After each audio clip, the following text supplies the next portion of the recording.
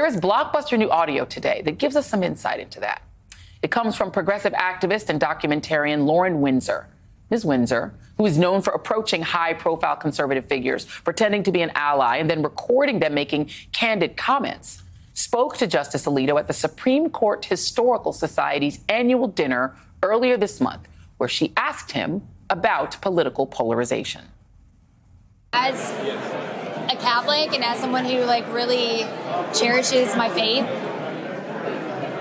I don't know that we can negotiate with the left in the way that needs to happen for the polarization to end.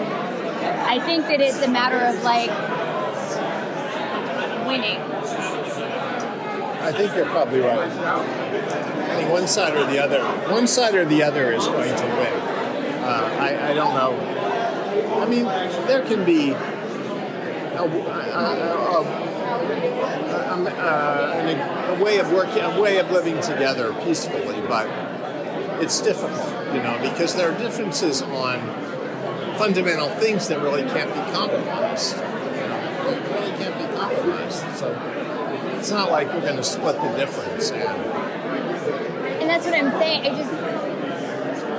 I think that the solution really is winning the moral argument. People in this country who believe in God have got to keep fighting for that to return our country to a place of godliness. Oh, I agree with you.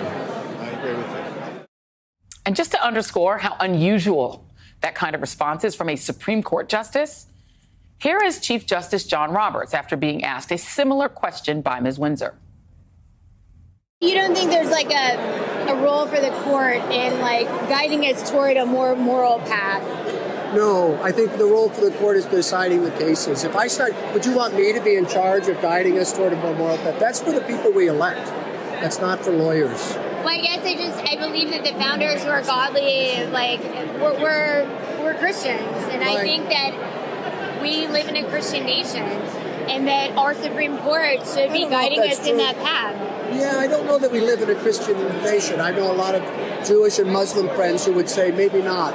And it's not our job to do that. It's our job to decide the cases as best we can. Joining me now is the creator and executive producer of The Undercurrent, Lauren Windsor, whose voice you just heard in those secret recordings. We should also note that Lauren attended this dinner as a dues-paying member of the society under her real name. Lauren, thank you for being here. Thank you, Joy. Welcome back to the show. One side or the other is going to win. It's not like we can split the difference. These are shocking comments. But before I get to how you internally reacted to them, I do want to just underscore that. How did you get into this event? I was a dues-paying member. I bought a ticket. Were you surprised? Because there's another part of your recording where you say, hey, I talked to you in 2022. But Alito kept talking. He didn't seem he seemed undeterred by the fact that you're someone he doesn't know personally, and he was willing to say a lot to you. Well, so it was 2023, and I included both of the interactions there just so people could see that, I think some of the criticism is, oh, well, he was just agreeing with you or whatnot. But look at his answer in 2023. It was different. It was, no, we don't have a role. I don't know. And it was also contrasted to Robert's answer. Let me play that. This is Justice Alito in 2023 also talking to you, Lauren Windsor, and talking about the media. Take a listen. This was the last bastion of, I think, public trust. And how do we get back to that? I wish I knew. I don't know.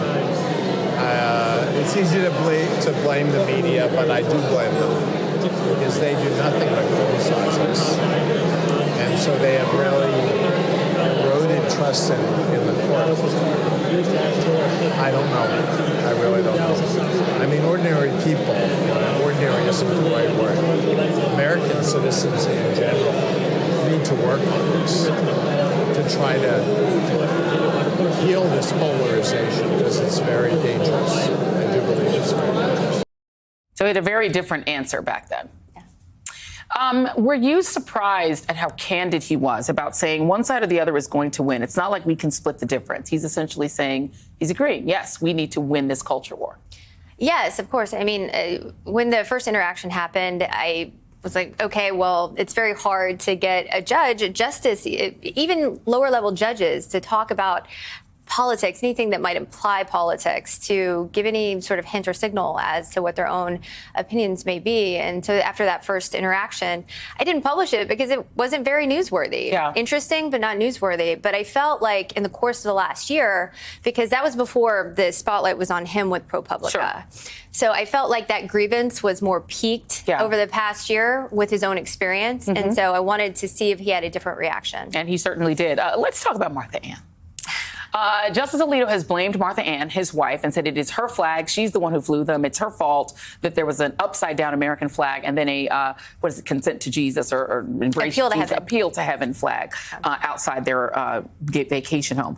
Let me play for you, and this is new audio. It just recently went up on your social media and on Rolling Stone.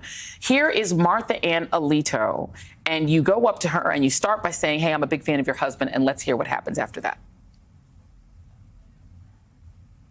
I'm a huge fan of your husband, and Let's stop before we go here. everything that you're going through, I just want to tell you that, like, It's okay. Yeah. It's okay. It's not okay, though. It's not okay. It's okay. It's okay because if they come back to me, I'll get them. I'm going to be liberated, and I'm What do you going to mean by Oh, well. gay? There's a 5-year defamation statute of limitations. But I don't know what you mean by gay, like in the media. Oh, okay. Come on, I'll get you. Come on. I'm normally not speechless. I'll get them. I'm going to get them. I'll be liberated, and I'm going to get them. She talks about a 5-year defamation statute of limitations. We know that there are conservative legal groups who would like to allow the media to be sued for defamation. Donald Trump talks about it all the time. Do you think that's what she was talking about? Well, I certainly feel like, yeah, she would like to go after the media, but the implication here with a 5-year statute of limitations is that Justice Alito will be retired by then.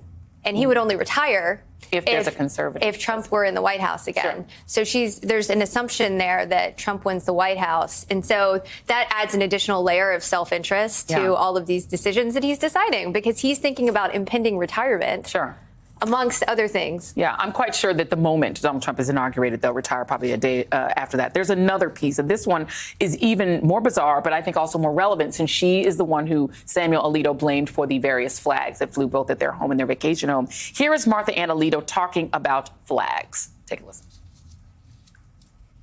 You know what I want? I want a Sacred Heart of Jesus flag, because I have to look across the lagoon at the Pride flag for the next month. Exactly. And he's like, oh, please don't put up a flag. I said, I won't do it because I'm deferring to you. But when you are free of this nonsense, I'm putting it up, and I'm going to send them a message every day. Maybe every week I'll be changing the flags. There'll be all kinds. I made a flag in my head. This is how I satisfy myself. I made a flag. It's white, and it's yellow and orange flames around it. And in the middle is the word vergogna. Vergogna in Italian means shame. Vergogna. For those of you who did not hear that clearly, I'm just going to reread this to you because I think you need to understand what she said. This is Mrs. Samuel Alito. You know what I want? I want a Sacred Heart of Jesus flag, because I have to look across the lagoon at the Pride flag for the next month. Then she says, oh, please don't put up a flag. He's like, she means Samuel Alito, oh, please don't put up a flag. And she said, I won't do it because I'm deferring to you. But when you are free of this nonsense, I'm putting it up, and I'm going to send them a message every day. Maybe every week I'll be changing the flags. There'll be all kinds. I made a flag in my head. That's how I satisfy myself. I made a flag. It's white, and it has yellow and orange flames around it. And in the middle of it is the word vergogna. Vergogna. And she emphasized that as an Italian word that means shame. What were your immediate thoughts after hearing that? Well, throughout this sort of rant, there was a lot of, just aggression and, against the media, getting even. And it felt like, another instance of getting even, shame. And at one point she talked about being German, and I really had more of the impression that she was Italian by the way that she was talking about everything. From Begonia. Yes, right. Exactly. And she said, I'm German, and you just can't believe how much I can come at you and give more revenge. Begonia. Lauren Windsor, congratulations. This is a huge scoop, perhaps your biggest yet. Thank you for bringing it to the ReidOut. Much appreciated.